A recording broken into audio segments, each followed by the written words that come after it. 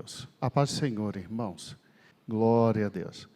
Irmãos, esta manhã nós queremos pedir perdão pelo atraso de 15 minutinhos, mas sem nenhum problema, isso não vai comprometer o ensino da palavra de Deus. E esta manhã nós queremos que você abra na sua revista, na página 82. Chegamos à lição de número 10, quando aquele que estava em silêncio resolve se manifestar, que é o Senhor Deus. Amém? E abrindo aí na página 82 da sua revista, nós vamos estudar juntos esta lição que é tão preciosa, quando Deus fala com Jó. Então, vamos ficar em pé e vamos fazer uma oração. Amém?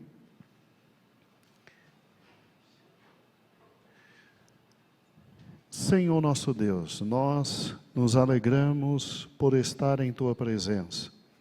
Olha para nós, Senhor, com Teu olhar de misericórdia e de graça. Usa, Senhor, o Teu Filho, que esta manhã vai nos trazer este precioso estudo. Abençoa-nos, ó Pai, para a honra e glória do Teu nome. Nós abrimos o nosso coração para ouvir a Tua voz, e é o motivo pelo qual Te rendemos graças. Amém. Glória a Deus. Podeis assentar. Esta manhã estará nos trazendo a palavra nosso querido irmão e diácono, querido Jeremias. Jeremias se preparou, vai nos trazer a palavra e que o Senhor nos abençoe. Abra na página 82, meu amado irmão, e vamos pegar exatamente tudo aquilo que o Senhor tem para a nossa vida. Jeremias. A paz do Senhor, meus irmãos, amém? Glória a Deus. Estamos aqui para mais um estudo da palavra de Deus. Como o nosso pastor Gideon Júnior já falou, lição de número 10, quebrando o silêncio. A gente vem de estudos anteriores, os meninos já vieram nos reportando e nos trazendo a história dos acontecimentos e os fatos com Jó. E a gente naquela apreensão, desde o início, o porquê, a gente já entrou com Jó, o porquê. E agora nós chegamos na parte em que Deus quebra esse silêncio e vai falar com Jó. Amém? Vamos ler o texto, Aura, irmãos, que diz o seguinte. Amém? Depois disto, o Senhor respondeu a Jó.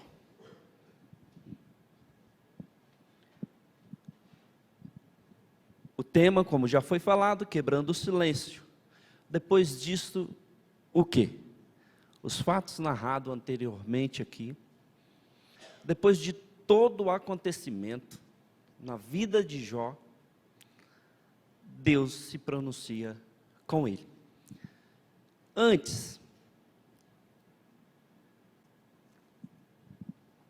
eu quero que os irmãos voltem rapidinho lá em Jó 1, versículo 1. Só para a gente recapitular algumas coisas até chegar aqui. Lembrando que, para alguns estudiosos, o pessoal que fez mais um estudo aprofundado com os seus livros, e foram no mínimo 7 anos essa batalha de Jó, não se sabe um tempo muito preciso, determinado, mas aí o que a gente percebeu é que no mínimo 7 anos, é o que a maioria fala, de 7 a 10 anos, então a gente pega o mínimo aí, dessa tortura. Vamos dizer assim, para o humano olhando com os olhos humanos, o que aconteceu com Jó. Então vamos lá.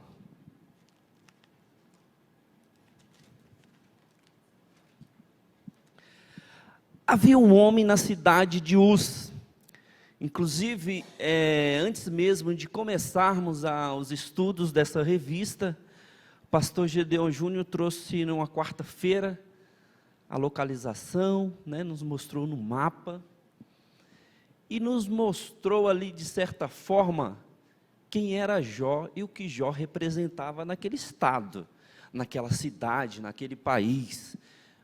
Quem era Jó de fato. Realmente, nessa quarta-feira, a gente falou assim, ó, então é o Elon Musk da época, acho que até os meninos, eu não me recordo, quem falou assim, ó, se fosse hoje seria o rei da pecuária, o rei da agronomia, do agronegócio. Então, assim, eram muitos bens e muitas coisas que Jó tinha. Na cidade de Uz, cujo nome era Jó, este homem sincero, reto, temente a Deus e que se desviava do mal. Irmãos, é bom ressaltar dois fatos muito importantes. Que sofrimento, provação e tribulação é diferente de reprovação. Ok? E que justiça, fidelidade, lealdade não livra de adversidades. Que isso fique bem claro, porque às vezes a gente vai resumir rapidão e a gente vai perceber que o que é que os amigos deles o fez, as interrogações, aquele monte de questionamento, era justamente essa parte aqui. Então, justiça, fidelidade, lealdade não te livra de adversidade. O justo também padece. O justo também padece. Falar da riqueza de Jó é algo assim, para o dia a dia, quando se vem falando lá no início das nossas lições, falando de cada o que ele tinha, olha, ele tinha tanto isso, tanto aquilo, ele era aquilo, ele tinha aquilo, mais o... Entendeu? Então, era muita coisa que Jó tinha de bens, muito rico, muito rico. Só que acontece o seguinte, meus irmãos, um parênteses que fica bem legal aqui para a gente, nesse estudo é, que as minhas posses, a riqueza que Deus te deu, não afasta o homem de Deus. Porque muitos intitulam que é rico, não precisa de nada. Foi uma das coisas que a gente vai ver que o diabo falou com Deus, tem tudo, vai reclamar de quê? Só que tem um outro lado da sociedade, que implica em dizer que a pessoa que tem dinheiro, a pessoa que tem bens, ela é uma pessoa que não dá muita ênfase para as coisas de Deus. Só que Jó, acabamos de ler no capítulo 1, versículo 1, ele era uma pessoa com a aprovação de Deus, ele era rico, ele tinha suas posses, ele tinha suas coisas, mas o seu coração era temente e reto ao Senhor. Então não é o que Deus te deu que te afasta, não é o que você tem que te afasta de Deus. Deus tem que olhar para mim, Deus tem que olhar para você com aprovação e falar, tem visto o meu servo? Tem visto a minha serva? É muito complicado hoje, no momento atual em que vivemos, você olhar para alguém e fazer julgamento sobre a pessoa. Quem nos julga, quem nos protege é o Senhor Jesus. Cuida do teu vínculo com o Senhor Jesus. Seja temente a Deus. Meus irmãos, e começa na vida de Jó a grande tribulação da vida de uma pessoa. Eu acredito sinceramente, depois de ler, reler várias vezes a revista, alguns pontos fora daqui, na Bíblia, que um ser humano hoje seria capaz de passar o que Jó passou. Então, por isso, Deus não permite que a gente passe isso hoje. Porque eu não acredito que alguém conseguiria, sem blasfemar, sem reclamar, sem murmurar, sem desanimar de tudo e falar, eu não quero mais, não dá mais para mim. Eu perdi um grande amigo recentemente. E aí eu conversando com um dos seus familiares, um dos seus irmãos, me falou que a sua esposa, ela questiona a Deus todos os dias desde o sepultamento. Ela não aceita. É de pessoa para pessoa, é um luto. Mas a gente vê que a gente não consegue, a gente quer questionar Deus. Por um problema, por uma situação, a gente quer questionar a Deus. Aí começa, quando as perdas de Jó começam, aí já vem logo a material, de forma cruel, brutal, Jó perde suas coisas. O diabo veio e destruiu os bens materiais de Jó. Só que os bens materiais, meus irmãos,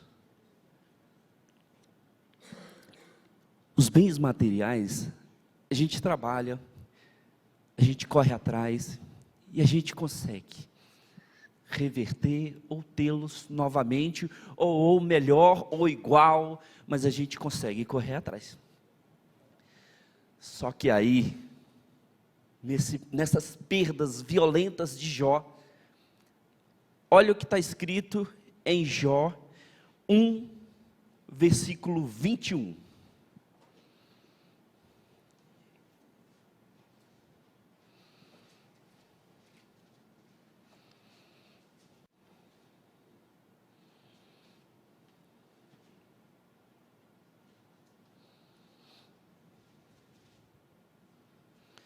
Pega lá o 19, só para a gente entender melhor.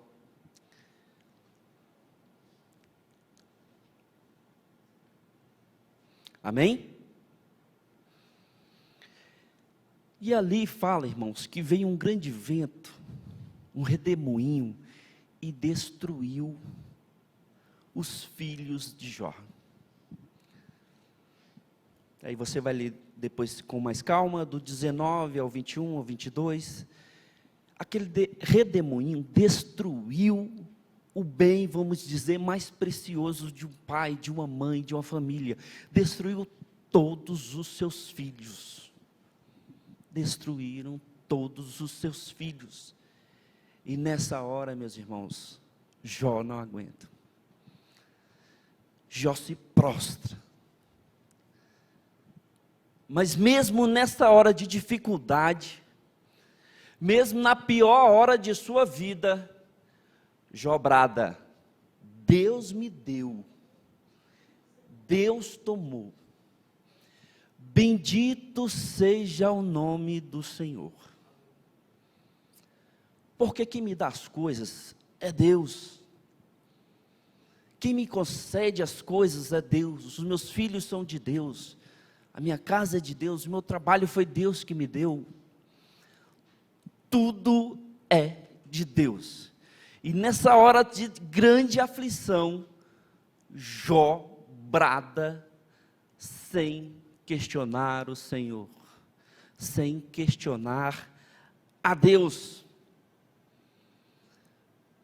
E aí já começa Jó a ficar desnorteado. Só que o diabo não gostou e achou que, olha, como é que pode, perdeu tudo.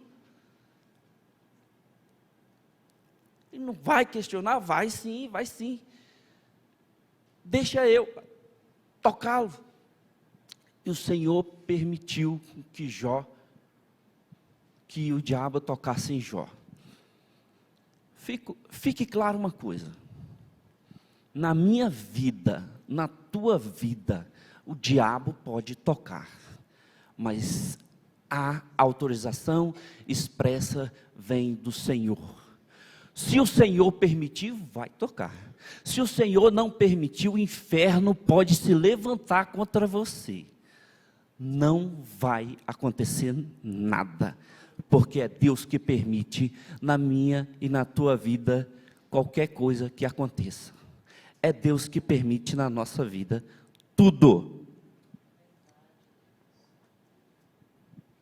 E Jó começa numa fase muito difícil de sua vida, quando o diabo toca nele, são as feridas, as doenças que até hoje é uma mistura de doença, que alguns falam, ó, Jó teve isso, Jó teve aquilo, mas se você pegar, tinha doenças da época, contagiosas da época, doenças que a gente, olhando ou estudiosos já falando, da época de hoje.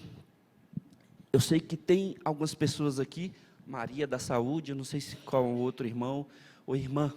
Eu estava conversando sexta-feira com um cliente lá, na frente da loja.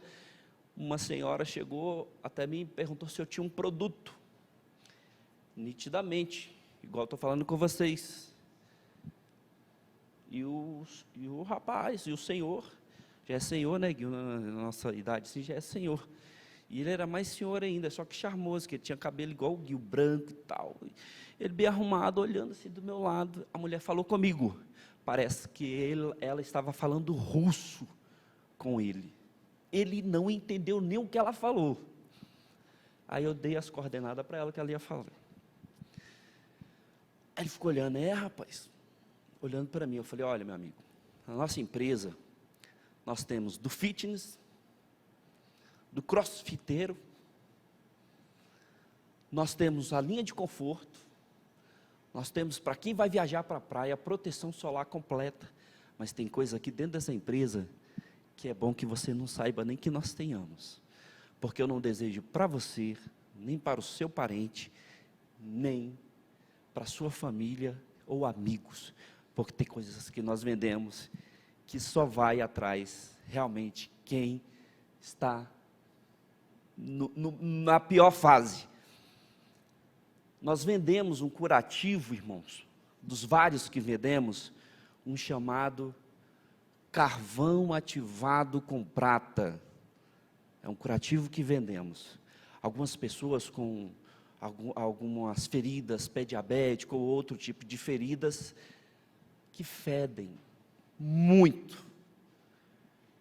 Só que pequenos, as feridinhas pequenas, que o quarto ninguém consegue entrar nem para visitá-lo. Dentro de um quarto, a pessoa só com a feridinha no pé, na perna, a pessoa não consegue, de tão fedido que é. Esse curativo, ele custa em média de 70 a 100 reais cada. Ele tem um tamanho de 10 por 10, e dá para você colocar ali na ferida da pessoa. Ele vai puxar o exudato, vai ajudar a recuperação da pele da pessoa e tirar o odor da pessoa. E eu estava fazendo uns cálculos, o quanto que Jó iria precisar. Porque na época não tinha, obviamente, o corpo todo com esses curativos, para tentar pelo menos, e assim, aí no caso de Jó, como falava que o corpo dele saía secreções, então assim, um curativo desse, ele vai de 1 dia a 3 dias, dependendo do local e dependendo do exudato que ele está puxando, senão tem que trocar diariamente. Diariamente teria que trocar, para a gente analisar o tanto do sofrimento de Jó com essas feridas. Eram muito intensas. Saindo dessa parte, rapidão agora nos amigos de Jó. Elifas para uns, Elifaz para outros, Bildade, Zofar e Eliú. Eles começam tentando, de certa forma, dar um apoio. Só que às vezes a gente quer dar um apoio, mas aí começa a entrar o apoio moral, aí começa a entrar um apoio mais agressivo, que é aquele de, eu sou amigo, eu tenho a liberdade de falar isso ou aquilo. E do capítulo 4 até o 37, é só o Jó e seus amigos. Jó e seus amigos. Os amigos falavam e ele respondia com coisa. Os amigos aí começaram a bater mais forte, a bater mais forte, a bater mais forte. Então, assim, eram os amigos que a gente via também no desespero deles para tentar solucionar tem que ter alguma coisa aqui. Tem que ter alguma coisa aqui. Quem nunca ouviu alguém falar, tu está passando por isso, porque tu fez isso, uma certa acusação, uma certa ideia de que, eu estou vendo que você está passando por essa dificuldade, porque você fez isso, por mais que queira ajudar, sem sabedoria, sem saber o que falar, vai acabar agravando a situação da pessoa. Mas Jó, em nenhum momento desses, ele sai fora do seu contexto com Deus, que a gente viu lá. No capítulo 1, versículo 1.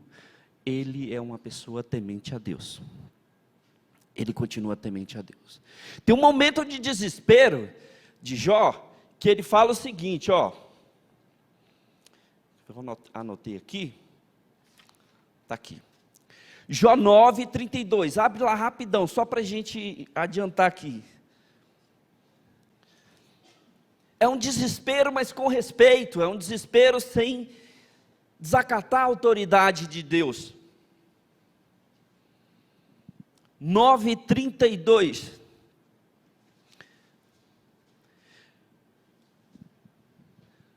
Jó fala, eu estou passando por essa situação, porque ele não desce aqui, porque ele não vem até mim como homem, vamos resolver isso aqui frente a frente. Eu quero resolver, eu quero saber, mas eu quero conversar frente a frente, porque da minha situação, porque eu estou passando isso.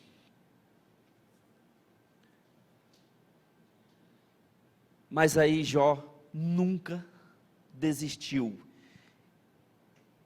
Eu sei que o meu Redentor vive, e um dia ele se levantará sobre a terra. Eu estou passando por dificuldade, eu estou tendo problemas, mas eu tenho que ter essa convicção, que o meu Redentor vive, e um dia o Senhor vai responder, porque toda provação de Deus tem um tempo para começar, mas ela tem um tempo determinado por Deus para acabar. Ela vai acabar, ela vai passar, porque é determinação do Senhor. Eu não sei qual é a tua provação, eu não sei o que tu tem passado, mas Deus conhece a cada um dos teus servos, porque lá do céu Ele está olhando e está falando: olha, tem visto meu servo Elton? Tu tem visto a lealdade dele para comigo, para com sua família, com o ministério, com seus amigos? Porque às vezes, meus irmãos, que isso fique bem claro, esse parênteses aqui, a minha vida não está delimitada, só aqui nas quatro paredes, não. Como é que está a tua vida com teus parentes, com o teu vizinho, no serviço? Você tem aquele amigo do lado que você manda ele se converter, ou você manda ele almoçar, ou o que você faz? Então, seja o apontamento de Deus, seja a pessoa. Eu sei que é difícil, porque nós somos falhos, nós somos pecadores, e é por isso, né, pastor, que a gente pede perdão todo dia. Não é só ao acordar, não, é durante o dia todo, porque acordar você estava dormindo, eu estou falando, é durante o dia, que Deus possa olhar para mim e para você e falar: vamos bater nessa tecla, esse tem visto o meu servo, tem visto a minha serva? Então, fora das quatro paredes há uma concepção. Fora das quatro paredes da igreja, a vida, a comunhão com o Senhor. Seja amigo, seja fiel e seja uma pessoa honesta. Que o mundo te veja e fale, ele, ela é diferente. Amém?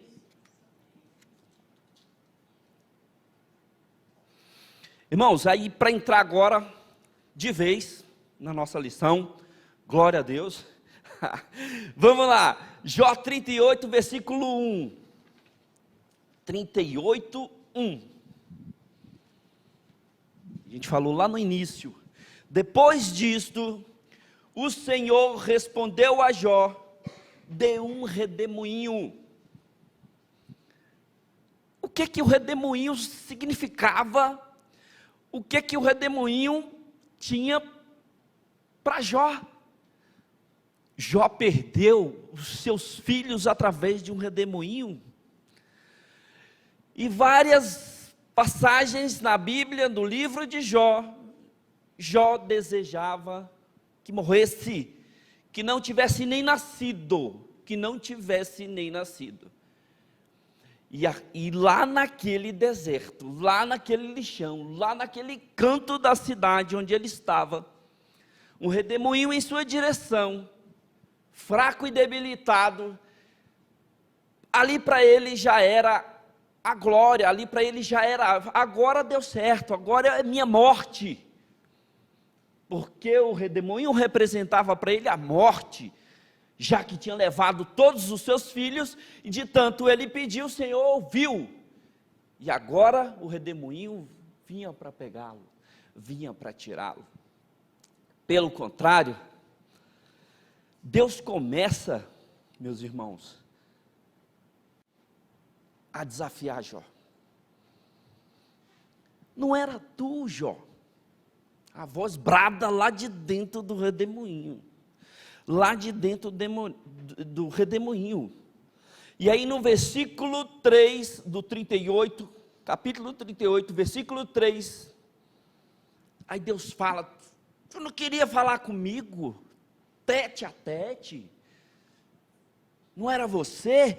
Agora, Jó, levanta-te, cinge-te os teus lombos, significa, coloque a tua armadura, vamos para a batalha, vamos guerrear, levanta. Eu imagino Jó, cheio de feridas, debilitado fisicamente, tentando arrumar pedaços de coisas para tentar se colocar de pé. Tu não queria uma batalha comigo, Jó? Mas antes da batalha, eu irei te fazer algumas perguntas e tu vais me responder. E o Senhor começa. Nós temos, o pastor Heber falou que era 66 perguntas, né? Que Deus fez, outros defendem menos. Assim, enfim, são perguntas que até hoje não têm respostas. Cientistas já tentaram responder. Eu estava ouvindo essa semana que tem perguntas lá que até o pessoal da NASA já estudou algum tipo daquela pergunta, umas perguntas sobre o universo, é difícil, porque é Deus que está no controle de tudo. Nós vamos ler algumas das perguntas, para você ver quem é Deus, quem é o nosso Deus. 38:4, amém? Onde estavas tu quando eu fundava a terra?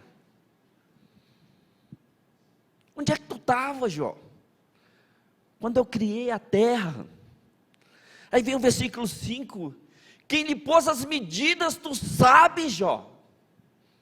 Jó deve ter baixado a cabeça e falado, Senhor, eu não sabia nem que tinha medida. Eu não sabia nem que a terra tinha essas medidas. Sobre os 6, sobre que estão fundadas as suas bases,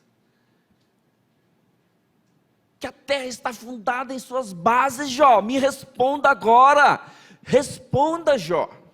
Senhor, eu não sabia nem que a terra tinha alicerce, eu não sabia nem que a terra tinha base, Senhor. E Deus começa a fazer um monte de pergunta para Jó. E Jó ouvindo o tempo todo. E às vezes, Senhor, Jó, e o Senhor falava. 38:7, quando as estrelas da alva juntas alegremente cantavam, e todos os filhos de Deus se jubilavam. Tu sabes quando, Jó? Tu estava lá, enquanto eu criava a terra, louvores eram entoados, Jó. E Jó começa, na sua pequenez, de homem, de ser humano, a ver o crescimento de Deus na sua frente. O tanto que o Senhor Deus é soberano, o tanto que o Senhor Deus é maior, e absolutamente, infinitamente mais de qualquer coisa que se possa haver nessa terra. O nosso Deus é soberano.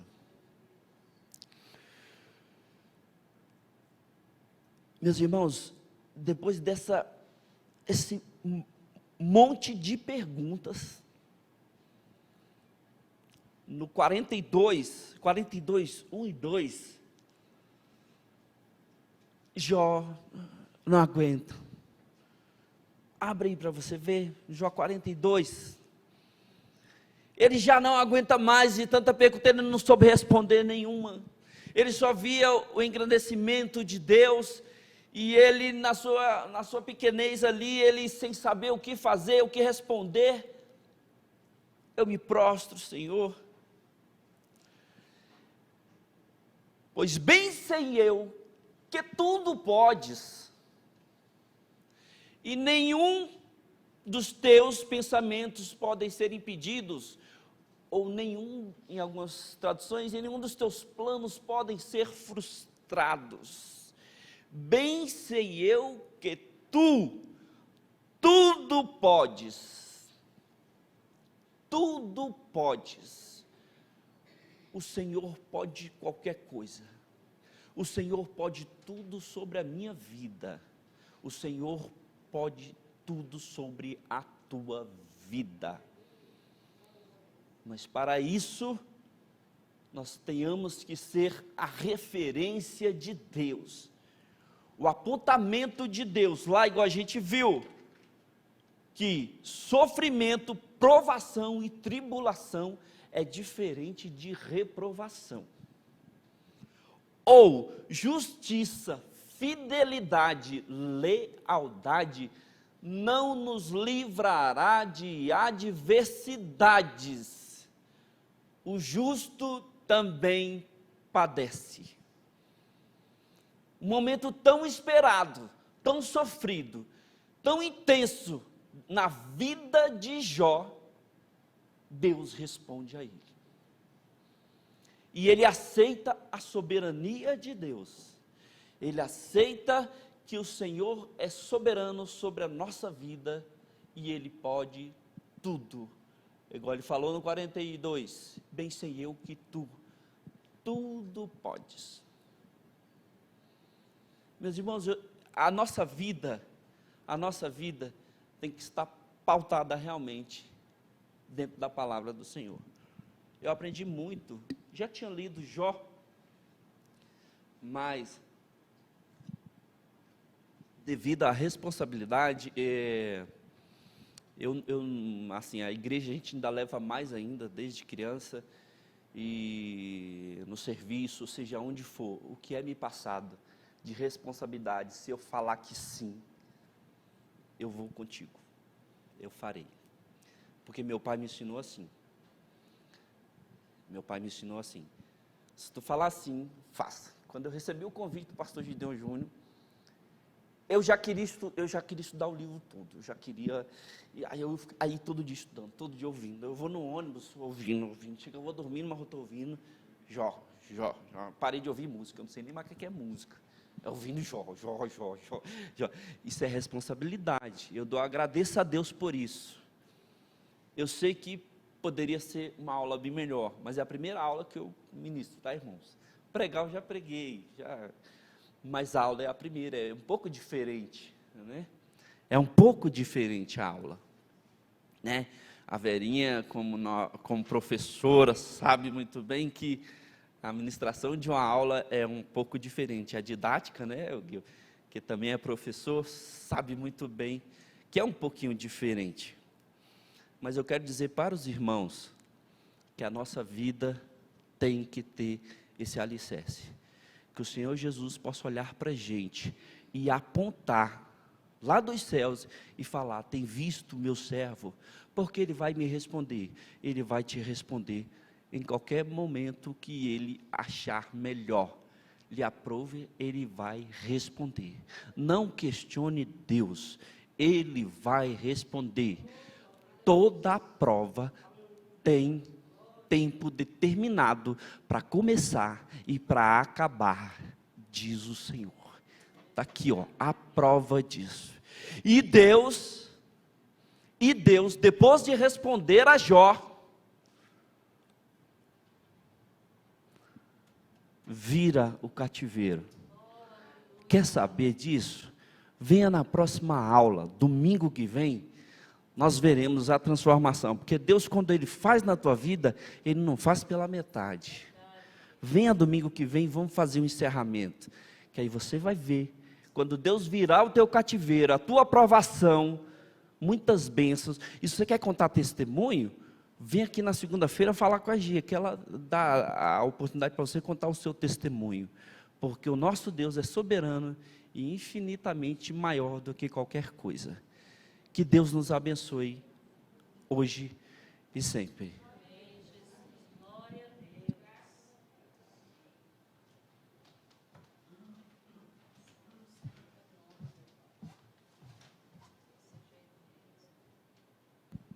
Glória a Deus. Viu? Deu tempo. Ele estava preocupado, meu Deus, 40, 50 minutos é tanto tempo. Vamos ficar em pé, vamos orar pela vida do Jeremias, que com muita calma está sendo, como todos os outros meninos, treinado para o ministério, para o trabalho, para a obra do Senhor. O Senhor abençoar, né? Louvado seja o nome do Senhor. Senhor, muito obrigado pela vida do teu servo. Tu és bom, tu és maravilhoso. Senhor, muito obrigado porque entendemos a tua palavra. E aprendemos, Senhor, aprendemos que todas as provas têm início e têm fim. E os teus decretos nunca podem ser frustrados. Então, Senhor, ajuda-nos a reconhecer nossa pequenez, ajuda-nos a reconhecer nossa limitação e louvar-te por tudo aquilo que tu fazes em nossa vida. Abençoa Sara, Deus, abençoa o Benjamin, abençoa o Felipe, que os meninos continuem crescendo na tua presença, como o Senhor o Jeremias cresceu, e dá a esta família muita alegria, muita felicidade, para a honra e glória do teu nome. Amém e amém. Se saiu bem, ainda virão outras. Glória a Deus. Vamos nos sentar, irmãos. Louvado seja o nome do Senhor Jesus, porque o Senhor é bom e eterna a sua misericórdia.